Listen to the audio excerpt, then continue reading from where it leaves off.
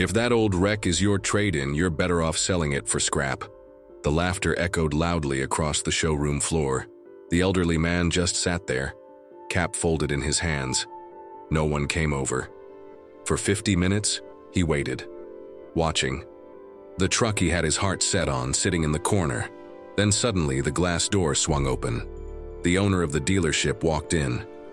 His coffee shook in his hand. The employees and customers stood frozen.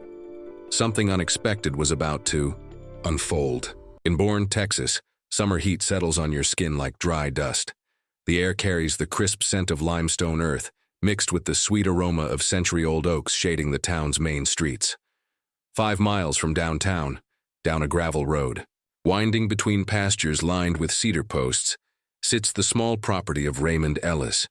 The house is a simple wooden structure with a covered porch and mosquito screen, painted white so long ago the color had faded to a dirty cream. A dog, a lifelong friend, named Rusty, kept him company in his solitude. Inside, there were old pieces of furniture and few decorations. A small greenhouse with tomatoes just starting to grow. He raised a few heads of cattle and pigs and tended a garden that only fed himself. And on the table, an old radio, always tuned to the same local station. At 69, Ray carried the marks of a lifetime of honest work in his calloused hands. He walked slowly, his left leg always slightly trailing behind the right, the result of shrapnel in the hip, a souvenir from a place he no longer spoke about. Neighbors didn't know much about him. They said he was a good man, quiet, hard-working. Every morning at 6, Ray got up. He heated water in a kettle, drank black coffee, no sugar, grabbed a bucket of feed and headed out back to feed the animals. He always wore the same outfit, worn-out jeans, an open flannel shirt over a gray t-shirt, and a navy blue cap with faded letters, U.S. Navy. The old 1989 Chevy parked beside the house was like an extension of himself, once navy blue, now more gray than blue, with a dented rear bumper from last winter.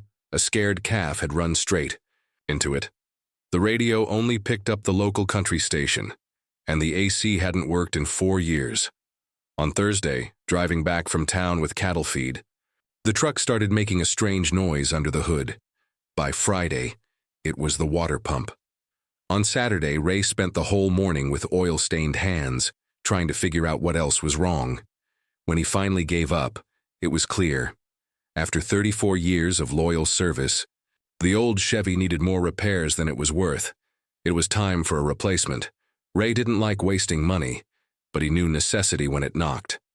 On Monday morning, driving into Bourne, Ray parked in front of Williams Auto Sales, one of the town's bigger used car dealerships. Nearly 20 trucks on the lot, red and white pennant flags fluttering in the wind. Inside, the dealership's AC hit Ray's face like a cold wall. The contrast with the Texas heat made him pause for a second, blinking to adjust to the fluorescent light reflecting off the polished floor like a mirror. The smell of leather and car wax filled his nose, mixed with the artificial scent of air freshener trying to cover the chemical odor of new tires. Ray stepped in slowly, took off his cap for a moment, scanned the room. In the corner, a blue Ford F-250, long bed, tall tires, worn leather seats. He stared at it closely. The paint had a few subtle marks, but it was the kind of truck that could handle dirt roads, weight in the bed, and deep potholes on rainy days. That was the one. He called a salesman over. The reply was short and dismissive. "Someone will be with you shortly." The guy had seen Ray pull up in that old Chevy. Ray sat down on a chair by the wall, hands resting on his knees. Time passed. The place buzzed with short conversations and hurried footsteps. Customers came and went, and Ray stayed where he was. One salesman rushed by, papers in hand. Another was glued to his phone. A young man walked in with his father, both well-dressed. They were helped within 2 minutes. Near the main desk, 2 employees whispered, "That old guy's been here a while. Bet he'll ask the price and leave." Time dragged on, and even dragging, 50 minutes had passed. No one had asked Ray his name. No one had offered him a glass of water. He let out a quiet sigh, stretched one leg, pressing lightly on his knee. That old, constant ache, that left leg, had never been the same. He looked again at the truck in the corner, then lowered his eyes and waited. Ray was still seated when a group of 3 salesmen gathered near the reception desk. One of them was excitedly talking about a game from the night before. Another, with a patchy beard and a light blue blazer, glanced toward Ray and whispered something. The others chuckled quietly. The dealership buzzed around him as if Ray were part of the furniture. All around, LED panels flashed, unbeatable deals, and special terms for first trade-in. But no one approached him. Not a single offer of help. Then the man in the light blue blazer walked past and, seeing Ray still sitting there, paused briefly. "Can I help you, sir?" The voice came from behind him. Ray turned around and saw a young man, about 25, hair slicked, neatly to the side, wearing a rehearsed showroom smile. His name tag read Tyler, Sales Consultant. "Good morning. My name is Raymond Ellis," Ray said, removing his cap and holding it in both hands. "I'm looking for a used pickup, something reliable for working the farm.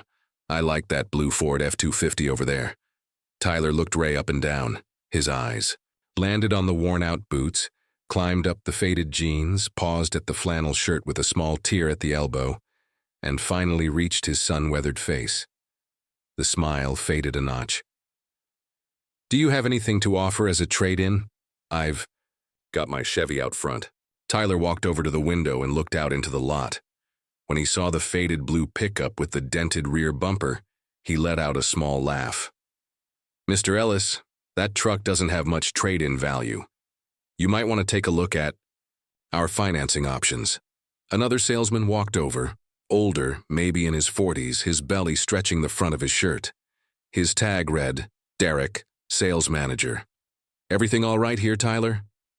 "Yeah, no problem. Mr. Ellis is interested in a truck." Derek looked Ray over with the same measuring gaze. His eyes lingered for a second on the slight limp as Ray shifted his weight from one leg to the other. "Well, Mr. Ellis, our used trucks start at $15,000. Do you have a pre-approved credit application?" Ray shook his head. "I was hoping to pay in installments and use my truck as a down payment." Derek and Tyler exchanged a look. Tyler was the one to speak, louder than necessary. "Oh, that one out there? If that old wreck is your trade-in, you'd be better off selling it for scrap." The words echoed through the showroom. The other salesman stopped talking. A family looking at an SUV turned to watch. Ray could feel the weight of every eye on him, the heat rising in his neck despite the freezing air conditioning. By the coffee station, an older customer waiting to be helped gave Ray a brief glance, then went back to his phone. "Look," Derek sighed as if doing Ray a favor. "Why don't you have a seat over there and think it over? Maybe come back when you have a more substantial down payment." He pointed to a faux leather chair by the coffee table, away from the trucks on display. It was the spot they used for customers they didn't want to help but couldn't outright dismiss. A few minutes later, the dealership's glass door swung open, and in walked a sharply dressed man in a beige blazer, white shirt, and burgundy tie. He held a fresh espresso in one hand, still steaming. It was Brian Williams, the owner of the dealership. And from that moment on, the course of that morning was about to change. Brian walked through the showroom with his phone pressed to his ear. He took 2 quick steps, then stopped near one of the display vehicles.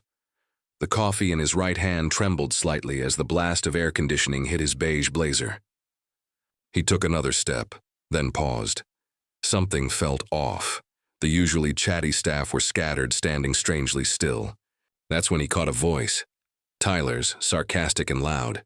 "That old guy over there wants to buy the F-250 and tried offering that beat-up truck of his as a down payment." Said his name was Raymond Ellis. Brian froze. The name hit him like a blow to the chest. He lifted his head, scanning the showroom until his eyes landed on the man sitting quietly near the wall. He started walking toward him slowly. Each step echoed softly on the thick carpet. "Excuse me, Mr. Ellis?" Ray turned slowly, looking at the man now calling him by name. Brian hesitated, like someone flipping through a childhood dictionary, searching for the right words. "Raymond Ellis, from the Navy? Did you serve in the Gulf?" Ray raised an eyebrow, slightly. "Yes, why?" Brian swallowed hard. My name's Brian Williams. My father, he's Peter Williams. He served in the Gulf, too. And he raised me on stories about a sergeant named Ellis, a man who, under enemy fire, went back to pull out 2 wounded soldiers after their vehicle was hit in Kuwait. He said you saved all 3. He was one of them. The entire showroom fell silent. The salesman stopped pretending to be busy. The customer at the coffee station turned his body to listen more closely. Ray adjusted his cap, a bit thrown off. Your father was a good soldier, Brian. He deserved to come home. I just did what anyone would have done. How's he doing? He's still alive, lives in El Paso. And every time I asked him for a story, he'd say, I'll tell you the one where Raymond Ellis pulled me out of hell. Brian stood there, visibly moved. His coffee now almost cold. His eyes welled up, but he kept them steady. Ladies and gentlemen, he said, turning to the staff, to the customers, everyone. This man saved my father. And if my father survived to raise me, it's because this man had the courage to act when others were frozen in fear. The silence turned into emotion. Tyler and Derek slowly stepped back, stunned. Tyler approached, hesitant. Mr. Ellis, I want to apologize. What I said about your truck, about wasting time, it was inexcusable. Derek followed. Sir, please forgive me. There's no excuse for how I treated you. Ray looked at them both, and instead of anger or resentment, his eyes held something closer to quiet, fatherly understanding. Brian turned back to Ray, still locked on the man who had lived in his father's stories for decades. He walked over to the main counter, opened one of the drawers where the salespeople kept the display vehicle keys, and pulled out a small black key fob. It had a white plastic tag, Blue F-250, 2016. He took 2 steps back, turned toward the showroom floor, and raised the key for everyone to see. This right here, he said, voice tight with emotion, is the F-250 this man came in to see today. And if anyone in this dealership thinks he doesn't deserve it, they've never understood what honor and courage really mean. He crossed the showroom slowly, walked past frozen salesmen, silent customers, and stopped beside the truck. He pressed the button. The headlights blinked twice. That familiar sound of a disarmed alarm echoed softly in the showroom. Brian held out the key. She's yours, Mr. Ellis. My father wouldn't be alive if it weren't for you. I grew up hearing your name, and today I finally get to say thank you. This, he said, offering the key again, is the least I can do. For him, and for you. I can't accept this. Yes, you can, and you should. Ray tried to hand the key back, but Brian stepped away. Please accept it. It's the least I can do. Ray looked down at the key in his hand, then up at Brian, then toward the F-250 in the corner of the showroom. His voice was rough when he finally spoke. Thank you. Ray drove away from the dealership that day without worrying for the first time in years whether his truck would stall on the long dirt road home.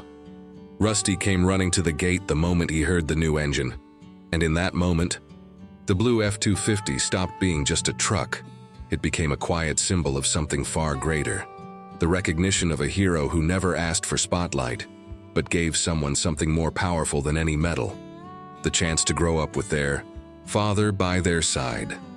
If you enjoyed this story, click the like button and subscribe to the channel so you don't miss the next story, especially for you.